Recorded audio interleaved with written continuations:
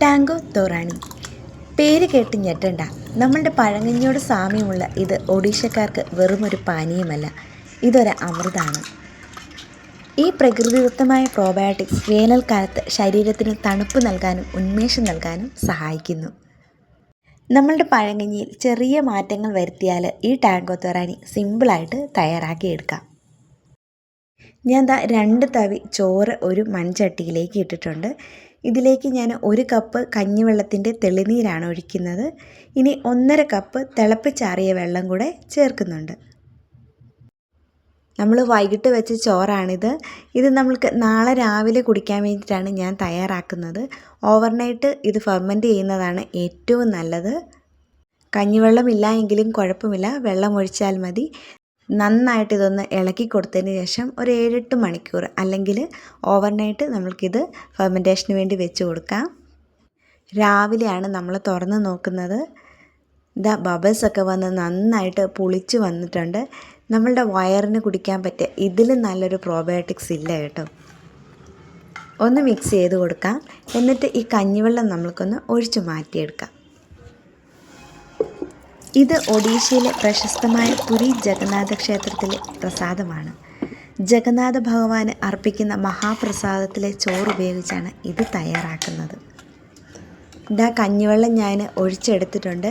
ഇനി നമ്മൾക്ക് ആ തവി കൊണ്ട് നന്നായിട്ട് പ്രസ് ചെയ്ത് ഈ ചോറൊന്ന് ഉടച്ചെടുക്കുക. ഇല്ലെങ്കിൽ കൈ കൊണ്ടൊന്ന് പീച്ചി കൊടുത്താലും മതി കേട്ടോ. ചോറും കഞ്ഞിവെള്ളമൊക്കെ നന്നായിട്ട് മിക്സ് ചെയ്യണം. അതുകൊണ്ടാണ് ഞാൻ കഞ്ഞിവെള്ളം മാറ്റി കൊടുത്തിരിക്കുന്നത്.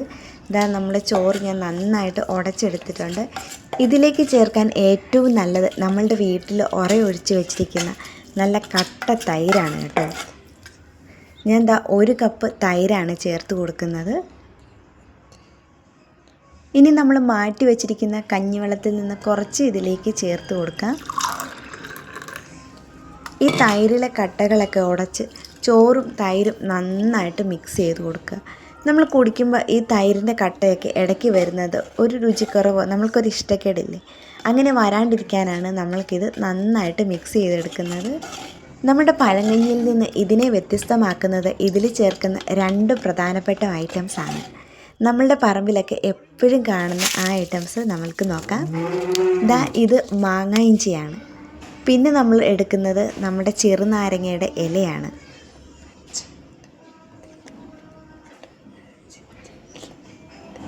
ഈ മാങ്ങ ഇഞ്ചിയും ചെറുനാരങ്ങയുടെ ഇലയുമാണ് ഈ ടാങ്കോ തോറാനിയിലെ ഏറ്റവും പ്രധാനപ്പെട്ടത്.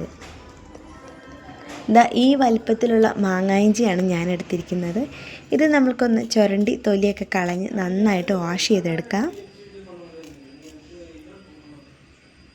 മാങ്ങായിഞ്ചി ഇല്ല എന്ന് കരുതി ഇതുണ്ടാക്കാണ്ടിരിക്കേണ്ട. ഇതിന് പകരമായിട്ട് ചെറിയൊരു കഷ്ണം പച്ചമാങ്ങയും ഒരു ചെറിയ പീസ് ഇഞ്ചിയും ചേർത്ത് കൊടുക്കാവുന്നതാണ്. സെയിം ടേസ്റ്റാണ് കേട്ടോ.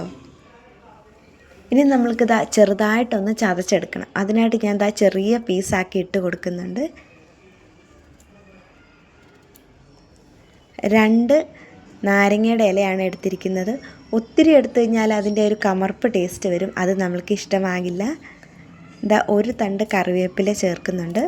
ഇതെല്ലാം കൂടെ നല്ലപോലെ പേസ്റ്റ് ആക്കണ്ട, ചെറുതായിട്ടൊന്ന് ഇടിച്ചെടുക്കുക.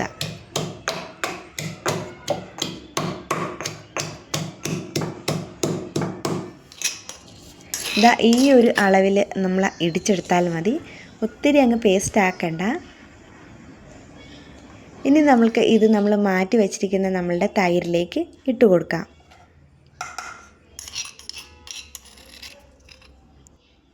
എരിവിനായിട്ട് നമ്മൾ പച്ചമുളകാണ് ചേർക്കുന്നത്. ഞാനിവിടെ എടുത്തിരിക്കുന്ന നല്ല എരിവുള്ള പച്ചമുളകാണ്.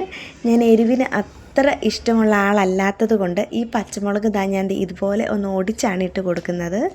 നിങ്ങൾക്ക് വേണമെങ്കിൽ നമ്മൾ മാങ്ങ ഇഞ്ചിയും കറിവേപ്പിലയും ഒക്കെ ചതച്ച് കൂടത്തിൽ ഈ പച്ചമുളക് ഇട്ട് കൊടുക്കാവുന്നതാണ്.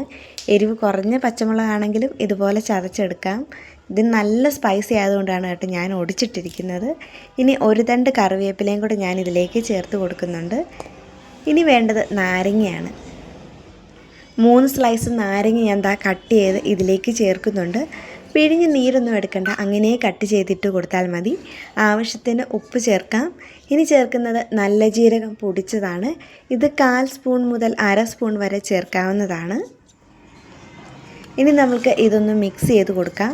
വെള്ളം ഒഴിക്കാണ്ട് തന്നെ മിക്സ് ചെയ്യാൻ ശ്രദ്ധിക്കുക. കാരണം നമ്മുടെ നാരങ്ങയിൽ നിന്നുള്ള ജ്യൂസും അതിൻ്റെ ഇലയിൽ നിന്നുള്ള ഗുണങ്ങളുമൊക്കെ നമുക്ക് ഈ തൈരിലോട്ട് ഇറങ്ങേണ്ടതാണ്.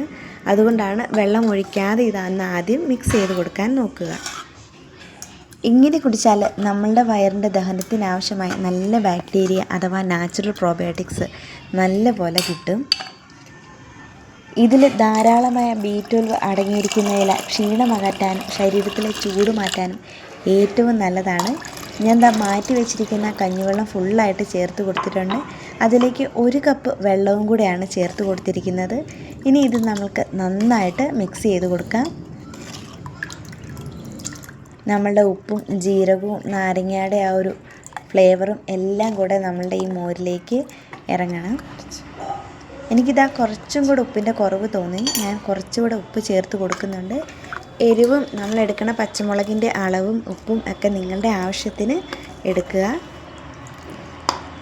ചിലർക്ക് നല്ല സ്പൈസി ആയിട്ട് കഴിക്കാനായിരിക്കും ആഗ്രഹം. ഞാൻ ചെറുതായിട്ട് ഒരു പച്ചമുളക് ഒന്ന് ഞെരടി കൊടുക്കുന്നുണ്ട്. കുറച്ചുകൂടെ ഒരു എരിവ് കിട്ടാൻ വേണ്ടിയിട്ടാണ് അങ്ങനെ ചെയ്തത്.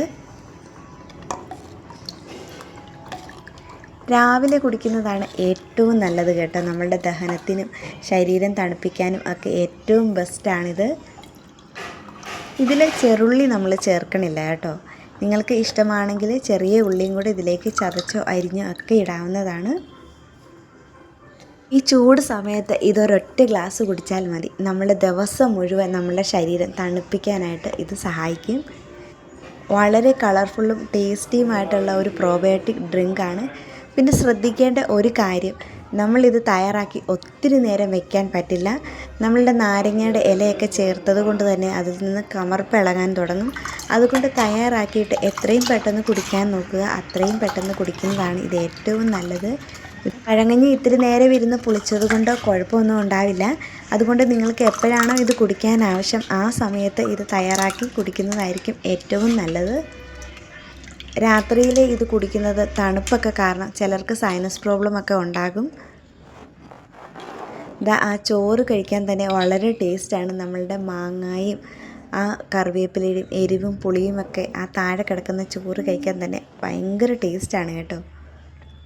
ഈ വേനൽ ചൂടിനെ തണുപ്പിക്കാനും നമ്മളുടെ വയറിൻ്റെ ആരോഗ്യത്തിനും കുടലിൻ്റെ ആരോഗ്യത്തിനുമൊക്കെ ഇതിലും നല്ല ബെസ്റ്റ് ഒരു പ്രോബയോട്ടിക് ഡ്രിങ്കില്ല. നിങ്ങളൊന്ന് ട്രൈ ചെയ്ത് നോക്കുക, തയ്യാറാക്കി നോക്കുക. നിങ്ങൾക്ക് എന്താണെങ്കിലും ഇഷ്ടമാകും. നമ്മളുടെ ഇന്ത്യയിൽ അവൈലബിൾ ആയിട്ടുള്ള ഇതുപോലെ വെറൈറ്റീസ് ആയിട്ടുള്ള സമ്മർ ഡ്രിങ്ക്സ് കുടിക്കാൻ നിങ്ങൾക്ക് ഇഷ്ടമാണെങ്കിൽ കമൻറ്റ് ചെയ്യുക. Thanks for watching finger family.